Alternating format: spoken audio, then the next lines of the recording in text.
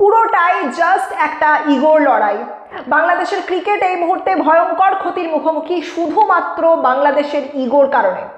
বাংলাদেশের অভ্যন্তরীণ রাজনীতি আর বাংলাদেশের এই চরম ভারত বিদ্বেষ, এই দুটো কারণে আজকে বাংলাদেশের ক্রিকেট ভয়ঙ্কর বিপদের সম্মুখীন। আসন্ন টি-20 বিশ্বকাপে বাংলাদেশ ভারতবর্ষে খেলতে আসছে না, এমনটাই জানিয়েছে বিসিবি বা বাংলাদেশ ক্রিকেট বোর্ড।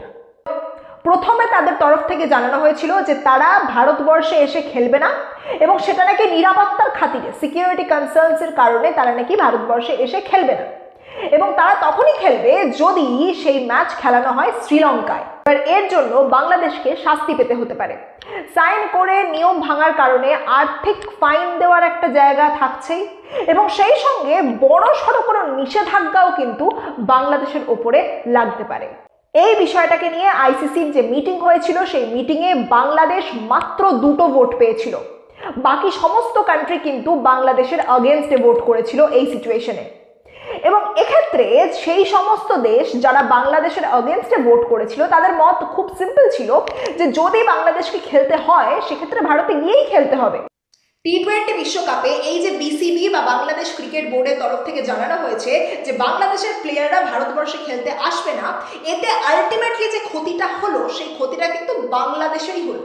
মানে এখানে একটা সিম্পল জিনিস আমাদেরকে বুঝতে হবে, সেটা হচ্ছে এটা নিয়ে আইসিসির যে মিটিং হয়েছিল সেই মিটিংয়ে পাকিস্তান বাংলাদেশের ফেভারে ভোট করেছিল, কিন্তু আলটিমেটলি পাকিস্তানের এখানে কিন্তু কোনো ক্ষতি হলো না। ভারত পাকিস্তানের মধ্যে তো অনেক বৈরিতা রয়েছে, কিন্তু তারপরেও পাকিস্তান ভারতবর্ষে খেলতে আসে। তো এক্ষেত্রে আমরা বুঝতে পারছি যে পাকিস্তান মুখে বললেও যে তারা বাংলাদেশকে সাপোর্ট করে, আসলে পাকিস্তান এমন কিছু কখনো করবে না যেটা পাকিস্তানের নিজের স্বার্থের জন্য ঝুঁকিপূর্ণ।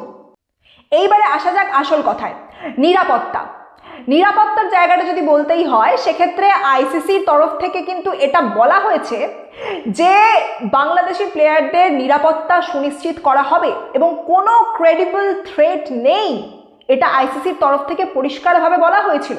কাজেই নিরাপত্তা বিষয়ক যে যুক্তিটা এখানে বাংলাদেশের তরফ থেকে ইউজ করা হয়েছে যে নিরাপত্তাহীনতার কারণে ভারতবর্ষে খেলতে আসতে পারবে না বাংলাদেশের প্লেয়াররা, সেটা হাস্যকর। এবার ক্রিকেটের ক্ষেত্রে এরকম একটা ঘটনা ঘটার পরে কিছু মানুষজন বলবে যে ভারতের জন্য বাংলাদেশের ক্রিকেটটা ধ্বংস হয়ে গেল, মানে বাংলাদেশেরই কিছু মানুষজন এরপরেও বলবেন যে ভারতের জন্য আমাদের ক্রিকেটটা ধ্বংস হয়ে গেল।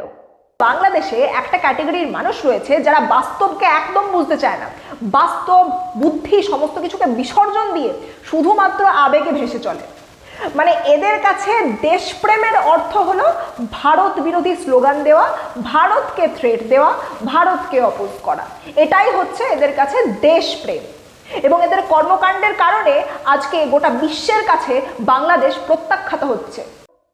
কিছুদিন আগে মুস্তাফিজুর রহমানকে আইপিএল থেকে যখন বাদ দেওয়া হয়েছিল সেটা ভারতবর্ষের জনগণের ইচ্ছাকে মান্যতা দেওয়া হয়েছিল, আর মুস্তাফিজুর রহমান তো একজন মাত্র খেলোয়াড়। এই মুহূর্তে যে আমরা দেখতে পাচ্ছি যে বাংলাদেশের সরকার আর বাংলাদেশি ক্রিকেট বোর্ড মিলে গোটা দলটারই খেলা বন্ধ করে দিল।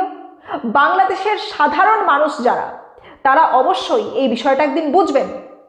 যে কোনো খেলা, সেটা ক্রিকেট হোক ফুটবল হোক, সেটা সবসময় একটা দেশের আইডেন্টিটি হিসেবে কাজ করে, আর বাংলাদেশ নিজের সেই আইডেন্টিটিকে ধ্বংসের দিকে নিয়ে যাচ্ছে এবং স্বাভাবিকভাবেই এটাকে বাংলাদেশের একটি কূটনৈতিক ব্যর্থতাও বলা যেতে পারে।